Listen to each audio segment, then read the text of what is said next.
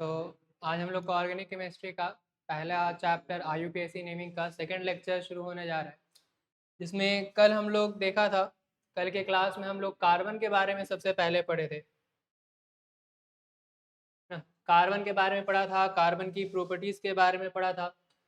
उसके बाद फिर ऑर्गेनिक कंपाउंड्स के बारे में पढ़ा था। ऑर्गेनिक कंपाउंड्स क्या थे? जिसके अंदर में कार्बन्स होते हैं वो ऑर्गेनिक कंपाउंड्स कहलाते हैं। उसके बाद फिर हाइड्रोकार्बन्स देखा था। हाइड्रोकार्बन्स में क्या थे कि जिनके अंदर में क्या हो, एक हमारे पास कार्बन मौजूद हो और दूसरा क्या हो, दूसरा हमारे पास हाइड्रोजन मौजूद हो। तो ऐसा कोई कंपाउंड जिसमें एक कार्बन होता है दूसरा हाइड्रोजन होता है, वैसे कंपाउंड्स को क्या कहते हैं? हाइड्रोकार्बन्स कहते हैं। जैसे कि एग्जाम्पल में हमारे पास कंपाउंड्स मौजूद थे। इसके बाद फिर हम लोग देखा था हाइड्रोकार्बन के डेरिवेटिव्स, है ना, जिसमें क्या हो, कार्बन हो, हाइड्रोजन हो, कुछ अदर एटम्स भी हो। ठीक है, जैसे कि हमारे एग्जाम्पल थे CH3Cl, जिसमें एक कार्बन है, हाइड्रोजन भी है और साथ ही साथ क्लोरीन है, सम अदर आइटम्स है। तो ये क्या हो गए? ये हमारे हाइड्रोकार्बन के डेरिवेटिव्स हो गए। आज उसी में आगे बढ़ना है, सेकंड लेक्चर है और उसमें देखना है कि ये ऑर्गेनिक कंपाउंड्स जो होते हैं इनको हम लोग लिखते कैसे हैं। रिप्रेजेंटेशन ऑफ ऑर्गेनिक कंपाउंड्स को लिखने का क्या क्या तरीका है और अलग अलग तरीके से हम लोग कैसे कैसे ऑर्गेनिक कंपाउंड्स को लिखेंगे। तो सबसे पहला जो मेथड है ऑर्गेनिक कंपाउंड्स को लिखने का, वो है dash line method. Dash line methods में कार्बन और हाइड्रोजन को लिखा जाता है और कार्बन और हाइड्रोजन के बीच के बॉन्ड्स को शो किया जाता है। इसके अंदर में और भी इंफॉर्मेशन होता है, अगर कोई अदर आइटम्स आ रहे हैं तो उसका भी डोनेशन रहता है, बॉन्ड्स अगर एक से ज्यादा है तो उसका भी डोनेशन रहता है। ठीक है, ये सारी चीजें डैश लाइन के अंदर में मेंशन होती है। फिर दूसरा होता है कंडेंस फॉर्मूला डैश लाइन को ही कंडेंस करके, यानी कि कुछ शॉर्ट फॉर्म्स में लिखा जाता है तो वो कंडेंस होता है। कई सारे बुक में कंडेंस और पार्शियल कंडेंस दो अलग अलग तरह से लिखा हुआ रहता है, लेकिन दोनों का मतलब एक ही सा है। फिर आता है तीसरा बॉन्ड लाइन के अंदर में हम लोग जिगजैग लाइन ड्रॉ करते हैं। जिगजैग लाइन के अंदर में हम कार्बन को डोनेट करते हैं, लेकिन वहां पर कार्बन या फिर हाइड्रोजन को लिखा नहीं जाता है, लेकिन उनके अलावा जो बाकी इंफॉर्मेशन होती हैं, जैसे कि बॉन्ड्स कितने हैं या फिर कोई अदर आइटम्स है तो वो क्या है, कितने हैं, ठीक है, वो सारी चीजें मेंशन रहती हैं। और आखिरी में आता है मॉलिक्यूलर फॉर्मूला। तो डैश लाइन इस तरीके से कुछ लिखा हुआ है। अब इसको अगर कंडेंस फॉर्मूला में लिखना है तो क्या लिखेंगे? तो सबसे पहले पहला कार्बन को देखेंगे। पहला कार्बन पे कितना हाइड्रोजन है? 1, 2 और 3। तो क्या हो गया? CH3। उसके बाद दूसरे वाले कार्बन पे कितना हाइड्रोजन? 2 का हाइड्रोजन, तो यहाँ क्या हो गया? CH2। और फिर तीसरे वाले पे कितना है? 1, 2, तो यहाँ पे क्या हो गया? CH2। और चौथे कार्बन के ऊपर में 1 हाइड्रोजन, 2 हाइड्रोजन और 3 हाइड्रोजन, तो यहाँ कितना आ गया? CH3। अब इसी को हम लोग और ज्यादा कंप्रेस कर सकते हैं, जैसे कि CH2, क्योंकि ये 2 बार आ रहा है ना, CH2 क्या आ रहा है? सेम मॉलिक्यूल 2 बार रिपीट हो रहा है, तो इसको CH2 होल 2 इस तरीके से लिख सकते हैं। ये हो गया CH3। तो इस तरीके से जब हम कंपाउंड्स को लिखते हैं, जब कंपाउंड्स को इस तरीके से लिखते हैं तो ये कंडेंस फॉर्मूला कहलाता है। और बॉन्ड लाइन क्या होता है? बॉन्ड लाइन के अंदर में हम लोग जिग-जैग लाइन से कार्बन को डोनेट करते हैं। कितना कार्बन है? 1 कार्बन, 2 कार्बन, 3 कार्बन, 4 कार्बन, तो क्या हो जाएगा? है ना, ये हो गया। यहाँ पर हमारा जो हर एक पॉइंट है, यहाँ पे जो हमारा हर एक पॉइंट है, हर एक कॉर्नर जो है, बेसिकली हर एक जो कॉर्नर है, वो हर कॉर्नर क्या शो करेगा? एक कार्बन को शो करता है। हर कॉर्नर क्या शो करता है? एक कार्बन को शो करता है। यहाँ पर हमारे पास कितना कार्बन है? 1, 2, 3, 4 कार्बन है। 4 कॉर्नर हो गए, यानी कि 4 कार्बन को शो कर रहा है। उसके अलावा सारे सिंगल बॉन्ड से, तो यहाँ पर भी सारे क्या दिखाई दे रहे हैं? सारे हमारे पास सिंगल बॉन्ड ही दिख रहे हैं। फिर आता है मॉलिक्यूलर फॉर्मूला। तो मॉलिक्यूलर फॉर्मूला में हम लोग कितने कार्बन है उसको काउंट कर लेंगे। 1, 2, 3, 4, 4 कार्बन, C4। 4 कार्बन के साथ कितने हाइड्रोजन है? 3, 2 6, 2 8 और 3, 3 2 5, 2 7 और 3 10। तो कितने हाइड्रोजन हो गए? 10 हाइड्रोजन हो गए। जब इस तरीके से हम लोग कार्बन कंपाउंड्स को लिखते हैं तो ये मॉलिक्यूलर फॉर्मूला लिखाता है, ये molecular representation of organic compounds हो गया। ठीक उसी तरीके से ये एक और एग्जाम्पल है, एग्जाम्पल नंबर 2। यहाँ पर इसका कंडेंस फॉर्मूला लिखना है तो क्या करेंगे? सबसे पहले पहला वाला कार्बन को देखा, पहले कार्बन पे कितना हाइड्रोजन? 3 हाइड्रोजन, तो CH3। दूसरे कार्बन पे कितना हाइड्रोजन? 1 हाइड्रोजन, तो CH। तीसरे वाले कार्बन पे कितना हाइड्रोजन? तीसरे वाले कार्बन पे कितना हाइड्रोजन? 1 हाइड्रोजन, तो CH और चौथे कार्बन पे 3 हाइड्रोजन, तो वापस से क्या हो गया, CH3 हो गया।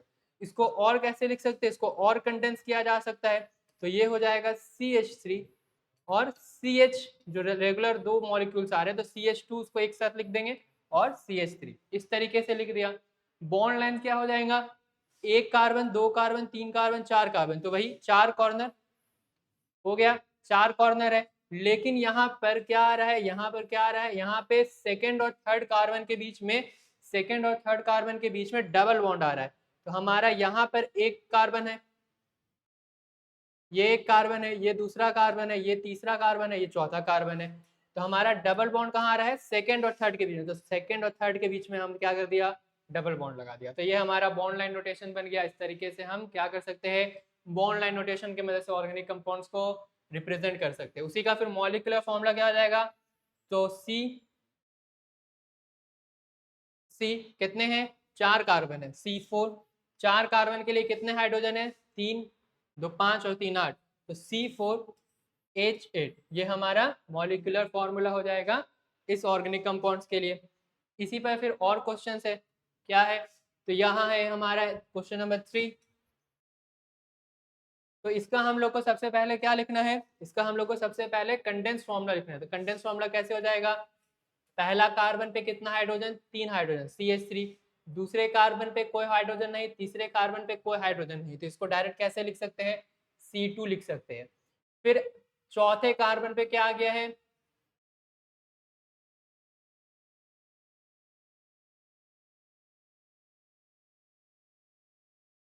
चौथे कार्बन पे क्या है, तीन हाइड्रोजन है, तो ये वापस से क्या हो गया, CH3 हो गया। इसका बॉन्ड लाइन नोटेशन कैसे होगा,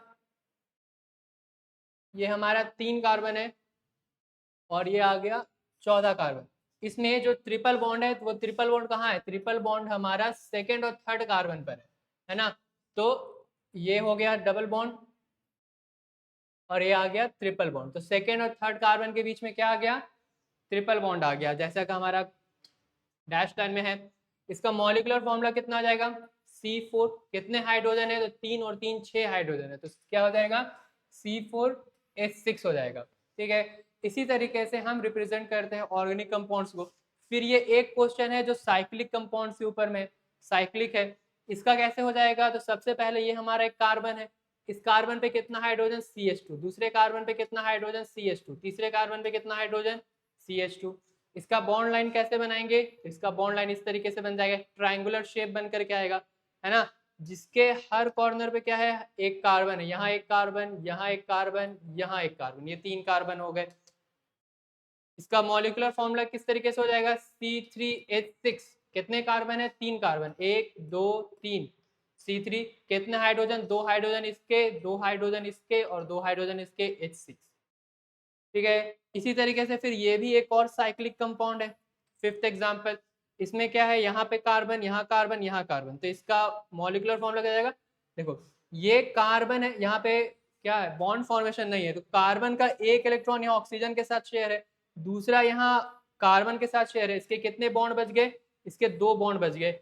इसके यहाँ एक इलेक्ट्रॉन यहाँ शेयर है इस वाले कार्बन के साथ, दूसरा वाला इलेक्ट्रॉन यहाँ शेयर है इस वाले कार्बन के साथ, इसके कितने बच गए, इसके भी दो बॉन्ड बच गए।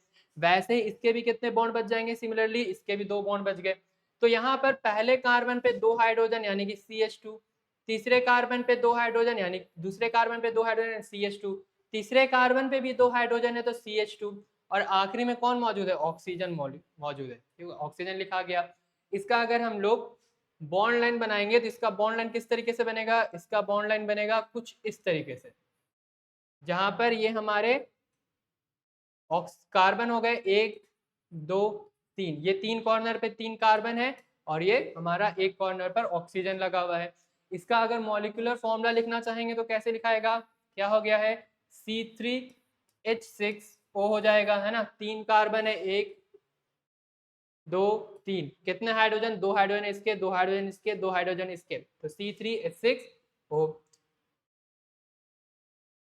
फिर ये एक है, ठीक है, यहाँ पर बॉन्ड लाइन पहले से दिया हुआ है, बॉन्ड लाइन के मदद से हम लोग को क्या करना है, बॉन्ड लाइन के मदद से हम लोग को इसका डैश लाइन बनाना है। तो यहाँ पे क्या हो जाएगा, सबसे पहले हमारा पहला कंपाउंड है, पहला हमारा कार्बन है C, लिखा गया। इसके बाद फिर क्या है, दूसरा हमारे पास यहाँ पर मौजूद है,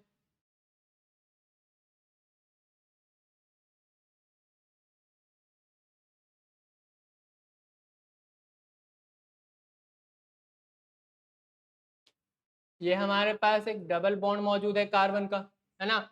यहाँ पर देखेंगे, यहाँ हमारे पास एक कार्बन है, यहाँ हमारा दूसरा कार्बन है, यहाँ हमारा तीसरा कार्बन है। तो पहला कार्बन और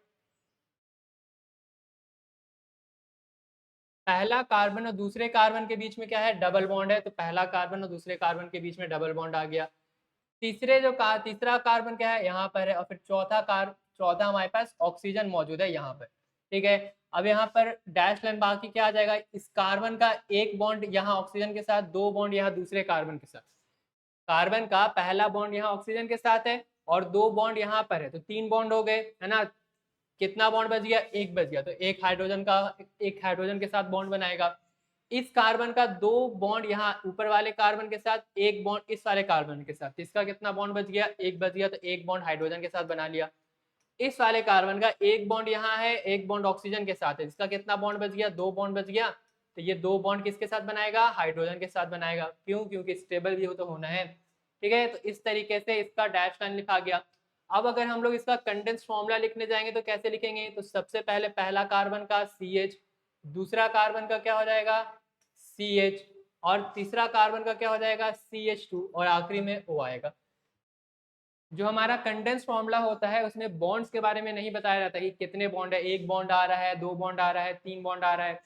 नंबर ऑफ बॉन्ड्स इसमें डिटरमाइन नहीं होते हैं। वो मॉलिक्यूल्स को देख करके पहचानना होगा कि वहां पे स्टेबल करने के लिए कार्बन, अगर कार्बन के पास यहाँ पे सिर्फ एक ही हाइड्रोजन है और आगे एक ही और उसका कार्बन का चेन रिलेट कर रहा है, तो जाहिर सी बात है वो देख करके उसको पहचानना पड़ेगा कि इसके पास फिर क्या होगा, डबल बॉन्ड मौजूद होगा। और इसका मॉलिक्यूलर फॉर्मूला कितना हो जाएगा, C3H4O। अब बाकी ये दो क्वेश्चन है, सेम टू सेम है, जैसे अभी हम लोग क्लास में किए हैं वैसे ही है। इसको ट्राई करके देखना है, ठीक है, बनता है नहीं बनता है। तो ये जो था, ये हमारा था रिप्रेजेंटेशन ऑफ ऑर्गेनिक कंपाउंड्स। इस तरीके से हम लोग ऑर्गेनिक कंपाउंड्स को अलग अलग तरीके से dash line, condense bond line और मॉलिक्यूलर फॉर्मूला के बेसिस पे डिफरेंट टाइप्स पे हम लोग रिप्रेजेंट करते हैं। और उसमें भी जो सबसे ज्यादा काम आता है वो आता है बॉन्ड लाइन काम आता है। मोस्टली जो क्वेश्चंस भी होंगे वो बॉन्ड लाइन के हिसाब से आते हैं। फिर इसके बाद हमारा जो नेक्स्ट टॉपिक है, वो नेक्स्ट टॉपिक हमारा कौन सा है, वो है कैलकुलेशन ऑफ सिग्मा और पाई बॉन्ड।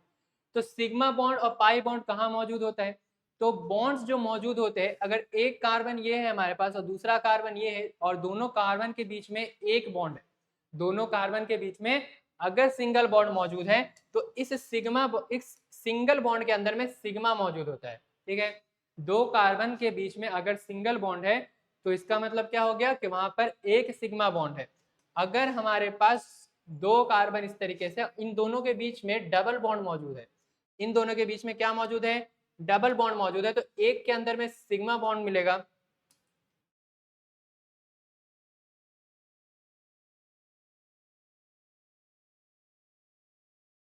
एक के अंदर में सिग्मा बॉन्ड मिलेगा और दूसरे के अंदर में पाई बॉन्ड मिलेगा।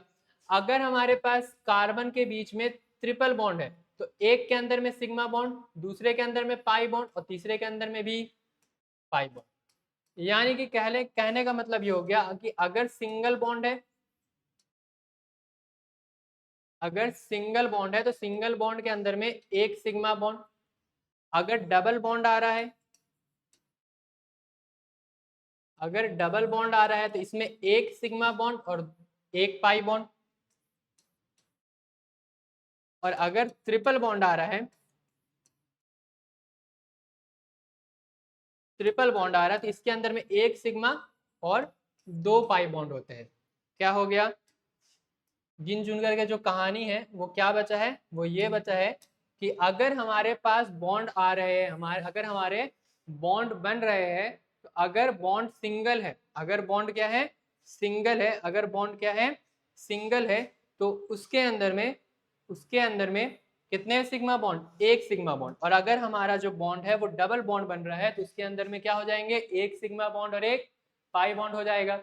अगर हमारे पास बॉन्ड ट्रिपल बन रहा है तो उसके अंदर में एक सिग्मा बॉन्ड और बाकी दोनों में क्या हो जाएंगे, पाई बॉन्ड हो जाएंगे। 2 पाई बॉन्ड हो गए, है ना। ट्रिपल बॉन्ड था तो एक सिग्मा में चला गया और बाकी के 2 जो है वो पाई बॉन्ड बना देंगे। ठीक है, क्लियर है।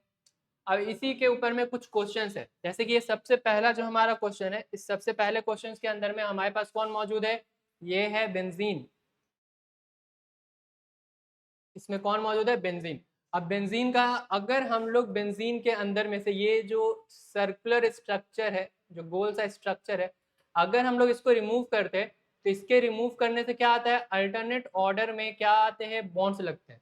अगर इस वाले इस सर्कल को जैसे ही हमने रिमूव कर दिया बेंजीन के स्ट्रक्चर से, तो क्या हुआ, अल्टरनेट ऑर्डर्स में बॉन्ड प्लेस हो जाते हैं। ठीक है, और बाहर में क्या हो गया, बाहर में यहाँ पे एक हाइड्रोजन बॉन्ड, यहाँ पर एक हाइड्रोजन बॉन्ड, यहाँ पर एक हाइड्रोजन बॉन्ड, यहाँ पर एक हाइड्रोजन बॉन्ड, यहाँ एक हाइड्रोजन बॉन्ड और यहाँ भी एक हाइड्रोजन बॉन्ड। कैसे, तो अगर हम यहाँ पर एक कार्बन को एज्यूम कर ले, अगर हम क्या कर ले, यहाँ पर एक कार्बन को एज्यूम कर ले, तो कार्बन को एज्यूम जब हम कर रहे हैं तो यहाँ पर कार्बन के 2 बॉन्ड्स बन रहे हैं, यहाँ पर कार्बन के 1 बॉन्ड बन रहे हैं, इधर राइट के तरफ क्या बन रहा है, 2 बॉन्ड कार्बन के बन रहे हैं, यहाँ पर कार्बन के 1 बॉन्ड बन रहे हैं। तो ये हाइड्रोजन के साथ कितना बॉन्ड बनाएगा, एक ही बॉन्ड बनाएगा। क्यों, क्योंकि मैक्सिमम बॉन्ड फॉर्मेशन कार्बन कितना कर सकता है, 4 कर सकता है, उसकी वैलेंसी 4 होती है, तो 4 ही बॉन्ड बना करके देगा। ठीक है, तो ये हमारा एक कार्बन लग गया। उसी तरीके से सिमिलरली हर कॉर्नर पे कार्बन का एक एक हाइड्रोजन के साथ बॉन्ड बन के आएगा। तो अब यहाँ पर हम लोग सिग्मा बॉन्ड काउंट करते हैं कि सिग्मा बॉन्ड्स कितने हैं। तो हर एक बॉन्ड के अंदर में, हर सिंगल बॉन्ड के अंदर में एक सिग्मा बॉन्ड, हर डबल बॉन्ड के अंदर में एक सिग्मा बॉन्ड, हर ट्रिपल बॉन्ड के अंदर में एक सिग्मा बॉन्ड।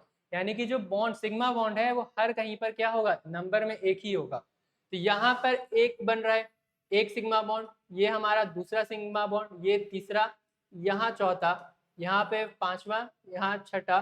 ठीक है, तो 6 सिग्मा बॉन्ड, 6 सिंगल बॉन्ड है यानी कि 6 सिग्मा बॉन्ड भी होंगे, 6 सिंगल बॉन्ड है यानी कि 6 सिग्मा बॉन्ड भी होंगे। उसके बाद फिर हमारे पास अंदर की तरफ यहाँ मौजूद है ये हमारा एक बॉन्ड सिग्मा सिंगल बॉन्ड है, ये हमारा एक डबल बॉन्ड है। तो डबल बॉन्ड के अंदर में भी एक सिग्मा बॉन्ड, तो 1 2, यहाँ 3 हो गया, यहाँ 4 हो गए, यहाँ 5 और यहाँ 6। तो यहाँ पे टोटल सिग्मा बॉन्ड कितने हो गए, 6 हो गए, यानी कि 12, 6 + 6 12 हो गए। अब यहाँ पर अगर हम लोग पाई बॉन्ड को काउंट करना चाहे, अगर हम लोग अब यहाँ पर पाई बॉन्ड को काउंट करना चाहे तो क्या हो जाएगा, पाई बॉन्ड, हर डबल बॉन्ड के अंदर में एक पाई बॉन्ड। यहाँ पर पाई बॉन्ड कहाँ कहाँ मौजूद है, यहाँ पर पाई बॉन्ड कहाँ कहाँ पर हम लोग को दिख रहा है। तो एक यहाँ पर हमारा, एक यहाँ पर हमारा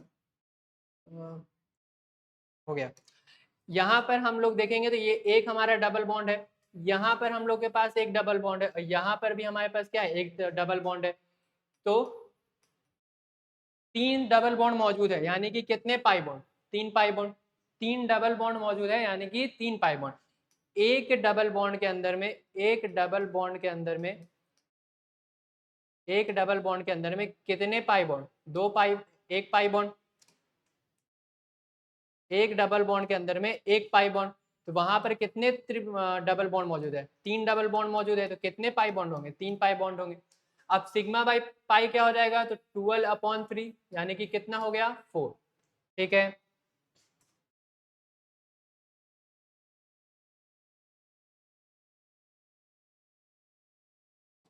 अब यहाँ पर एक सेकंड क्वेश्चन देखते हैं इसी का एक और। तो ये हमारा एक और क्वेश्चन है जहाँ पे डबल स्ट्रक्चर बेंजीन है। तो अगर इसके अंदर में हम लोग रिमूव करते हैं,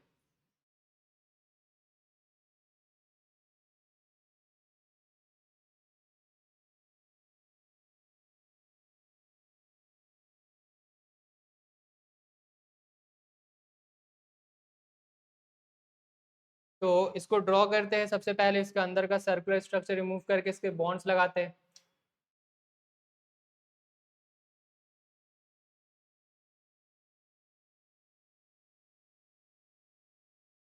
तो क्या आ जाएगा, सबसे पहले इसका लगाया तो यहाँ एक अल्टरनेट, यहाँ एक डबल बॉन्ड, यहाँ एक डबल बॉन्ड, यहाँ एक डबल बॉन्ड। फिर इसके अंदर में क्या आ गया, यहाँ एक डबल बॉन्ड और यहाँ एक डबल बॉन्ड। अब बॉन्ड कहाँ देंगे, यहाँ देंगे। अगर यहाँ पर, अगर इसके अंदर में भी 3 अल्टरनेट बॉन्ड अगर लगाने चल जाएंगे सेकंड साइक्लिक फिगर में भी अगर 3 अल्टरनेट बॉन्ड लगाने चल जाएंगे तो यहाँ पर अगर लगाया तो कहाँ लगाएंगे, अल्टरनेट ऑर्डर में, या तो यहाँ लगाएंगे, है ना, इधर से क्या इसको इस वाले लाइन को छोड़ करके यहाँ लगाएंगे, इधर से भी इस वाले लाइन को छोड़ के यहाँ पर ही आएगा।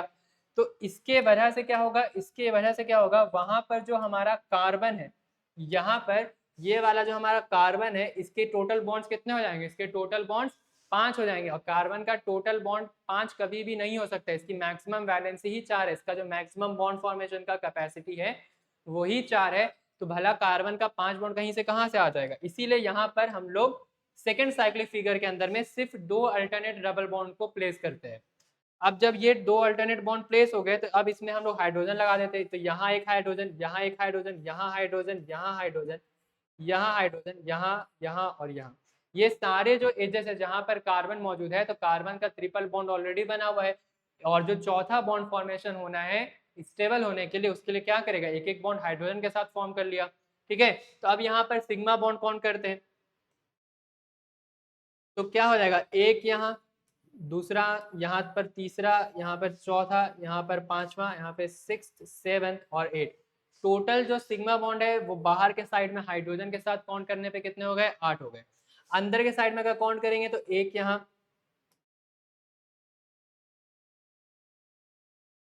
एक यहाँ पर है,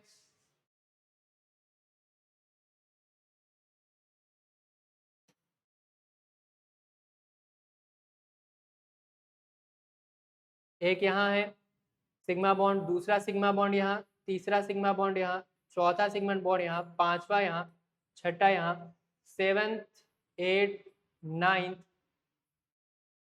10th और ये 11th। कितना सिग्मा बॉन्ड हो गए टोटल, 11 हो गए, है ना। तो यहाँ पे जो हमारे, ओहो,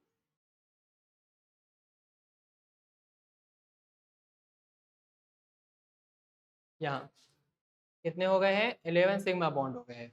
अब यहाँ पर टोटल कितना हो गया, 19। अब इसके अंदर में अगर हम लोग पाई बॉन्ड देखना चाहेंगे, अगर हम लोग इसके अंदर में पाई बॉन्ड देखना चाहेंगे तो यहाँ पे टोटल जो पाई बॉन्ड थे वो कितने थे, टोटल पाई बॉन्ड यहाँ पे 1 2 3, चौथा यहाँ और 5th यहाँ, टोटल पाई बॉन्ड 5 है। तो है ना, टोटल डबल बॉन्ड कितने हैं, 5 है, तो टोटल पाई बॉन्ड भी कितने हो गए, 5 हो गए। अगर सिग्मा बाई पाई करेंगे तो कितना हो जाएगा, 19/5 हो गया, है ना। फिर उसी में ये एक तीसरा क्वेश्चन है, इस क्वेश्चन के अंदर में अगर हम लोग बॉन्ड फॉर्मेशन करेंगे तो किस तरीके से होगा। यहाँ हमारा पहला साइक्लिक फिगर बना,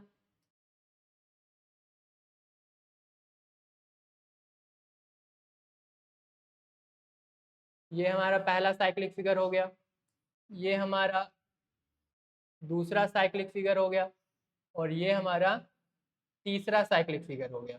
ये तीनों हमारे फिगर हो गए। अंदर में सर्कुलर स्ट्रक्चर हटाया है तो बॉन्ड देना है, ये पहला डबल बॉन्ड, यहाँ दूसरा आएगा और यहाँ तीसरा आएगा, अल्टरनेट ऑर्डर में 3 डबल बॉन्ड आ गए। फिर यहाँ एक डबल बॉन्ड लगेगा और यहाँ एक डबल बॉन्ड लगाया, नहीं नहीं, फिर एक डबल बॉन्ड कहाँ आ गया, यहाँ आ गया, दूसरा यहाँ आ गया, और इसमें यहाँ की तरफ और यहाँ की तरफ डबल बॉन्ड्स लग गए। इसके अलावा और कहीं पे बॉन्ड लगेगा नहीं। अगर यहाँ पे लगाना चाहेंगे तो उससे क्या होगा, बॉन्ड अल्टरनेट नहीं आएंगे, तो वो बेंजीन बचेगा ही नहीं। अगर बॉन्ड यहाँ की तरफ लगाते हैं तो इससे क्या हो जाएगा, ये वाला जो कार्बन है इसका कितना हो जाएगा बॉन्ड फॉर्मेशन, 5 हो जाएगा। तो पहले फिगर में 3 आ गए और बाकी में 2 डबल बॉन्ड्स लगे हैं। अब क्या करेंगे, यहाँ पर हम लोग हाइड्रोजन प्लेस करेंगे, तो एक हाइड्रोजन यहाँ आएगा, एक यहाँ आएगा, यानी कि हर कार्बन के साथ एक एक हाइड्रोजन का बॉन्ड फॉर्मेशन होगा, हर कार्बन के साथ एक एक हाइड्रोजन का बॉन्ड फॉर्मेशन होगा ना। कार्बन का total number of bonds count किया जा सकता है यहाँ पर। तो इसके अंदर में अगर सिग्मा बॉन्ड काउंट करना चाहेंगे तो सिग्मा बॉन्ड कितना हो जाएगा, एक यहाँ पर, दूसरा यहाँ पर, तीसरा यहाँ पर है, चौथा यहाँ, पांचवा यहाँ, छठा यहाँ, सातवां बॉन्ड यहाँ, आठवां यहाँ, नौवां यहाँ, 10वां यहाँ। तो बाहर में हाइड्रोजन के साथ हमारे कितने सिग्मा बॉन्ड्स आ गए, 10 सिग्मा बॉन्ड्स आ गए। अब अंदर की तरफ देखते हैं, तो पहला यहाँ, दूसरा यहाँ, तीसरा यहाँ, चौथा यहाँ,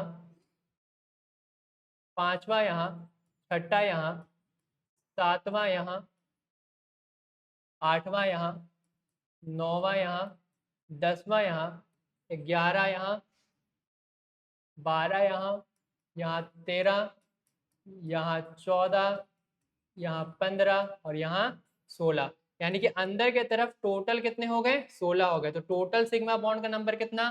26। टोटल सिग्मा बॉन्ड का नंबर कितना? 26। अब इसके अंदर में पाई बॉन्ड देख ले कितना है, और देखते हैं। तो इसके अंदर में पाई बॉन्ड्स कैसे निकालेंगे? इसके अंदर में पाई बॉन्ड्स, पहले पाई बॉन्ड्स के लिए क्या देखना है? पाई बॉन्ड्स होता कहाँ है? पाई बॉन्ड्स या तो डबल बॉन्ड के अंदर में मौजूद होगा, या तो पाई बॉन्ड हमारा जो है वो ट्रिपल बॉन्ड के अंदर में मौजूद होगा। यहाँ पर हम लोग को कौन सा बॉन्ड देखने मिल रहा था? डबल बॉन्ड देखने मिल रहा था। डबल बॉन्ड के अंदर में, डबल बॉन्ड के अंदर में, डबल बॉन्ड के अंदर में कितने सिग्मा बॉन्ड? एक सिग्मा बॉन्ड। डबल बॉन्ड के अंदर में कितने सिग्मा बॉन्ड? एक सिग्मा बॉन्ड। यहाँ पर कितना डबल बॉन्ड था? 3 इसके पास था।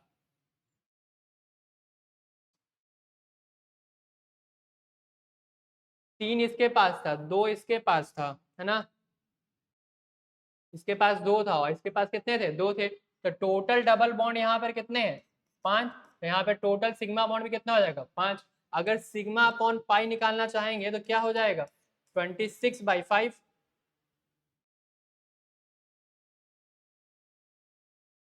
क्या हो जाएगा? 26/5। ये आ जाएगा हमारा आंसर, है ना? ये क्या आ गया? हमारा आंसर आ गया है थर्ड वाले के लिए। ठीक है, अब ये हमारा एक आखिरी क्वेश्चन है ना? होमवर्क में, इसको होमवर्क में करके आओ। ठीक है, इसको घर में बनाने का ट्राई करो। ठीक है, इसके अंदर में क्या करना है? इसके अंदर में सर्कुलर स्ट्रक्चर पहले से हटा करके बॉन्ड्स लगा दिए गए हैं आपके लिए। ठीक है, बस इतना ही आज के लिए काफ़ी है। अब जब नेक्स्ट क्लास होगा तो नेक्स्ट क्लास के अंदर में हम लोग पढ़ेंगे, नेक्स्ट क्लास के अंदर में हम लोग पढ़ेंगे degree of carbon,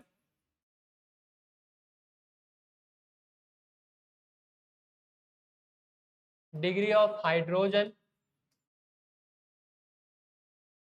degree of alcohol, हाँ भाई दारू, है ना? उसी को पढ़ेंगे, उसका डिग्री पढ़ेंगे, और पढ़ेंगे डिग्री ऑफ अमाइन। ठीक है, ये सारी जो चीज़ें हैं ये हमारे नेक्स्ट क्लास के लिए होंगी। ठीक है, और अगर इन सभी चीज़ों के साथ अगर थोड़ा बहुत टाइम बच जाता है तो हम लोग हाइब्रिडाइजेशन को पढ़ने का भी क्या करेंगे? कोशिश करेंगे। और क्या पढ़ेंगे? हाइब्रिडाइजेशन को भी पढ़ने का कोशिश करेंगे। ठीक है, जो होमवर्क दिया है 2 क्वेश्चन उधर की तरफ और 1 क्वेश्चन इधर की तरफ, है ना? 2 क्वेश्चन वहाँ दिया था रिप्रेजेंटेशन में, 1 क्वेश्चन यहाँ दिया है सिग्मा और पाई बॉन्ड में। तो तीनों क्वेश्चन को ट्राई करना है। ठीक है, जैसे समझाया है वैसे ही वो सारे क्वेश्चन भी बनेंगे, तो ट्राई करके देखना है, बन जाएगा। ठीक है, बाकी फिर नेक्स्ट क्लास में मिलते हैं जहाँ पर हम लोग ये सारी टॉपिक्स को आगे कंटिन्यू करेंगे। Thank you.